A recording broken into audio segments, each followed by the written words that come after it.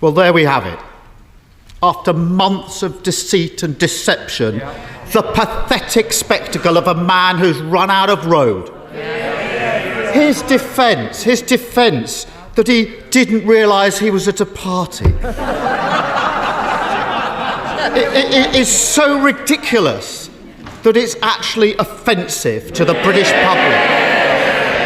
He's finally been forced to admit what everyone knew, that when the whole country was locked down, he was hosting boozy parties in Downing Street. Yes. Is he now going to do the decent thing and resign? Mr. Speaker, I want to apologise. I know that millions of people across this country have made extraordinary sacrifices over the last 18 months. I know the anguish that they have been through, unable to mourn their relatives, unable to live their lives as they want, or to do the things they love. And I know the rage they feel with me and with the government I lead when they think that in Downing Street itself, the rules are not being properly followed by the people who make the rules.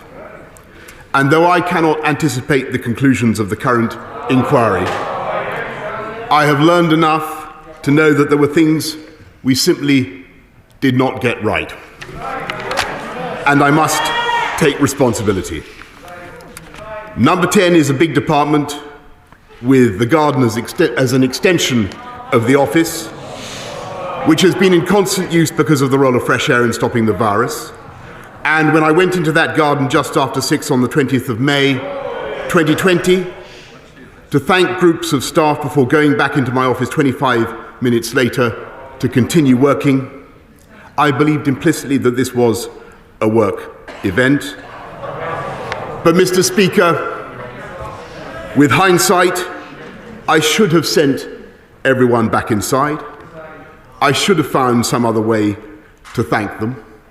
And I should have recognised that even if it could be said technically to fall within the guidance, there would be millions and millions of people who simply would not see it that way, people who suffered terribly, people who were forbidden from meeting loved ones at all, inside or outside. And to them and to this House, I offer my heartfelt apologies. And all I ask is that Sue Gray be allowed to complete her inquiry into that day and several others so that the full facts can be established. And I will, of course, come back to this House and make a statement. Mr. Speaker, this morning I had meetings with ministerial colleagues and others. In addition to my duties in this House, I shall have further such meetings later today. Keir Starmer. Well, that apology was pretty worthless, wasn't it? Let me tell him why this matters. Yesterday in this chamber, honourable members told heart-wrenching stories about the sacrifices people across the country were making.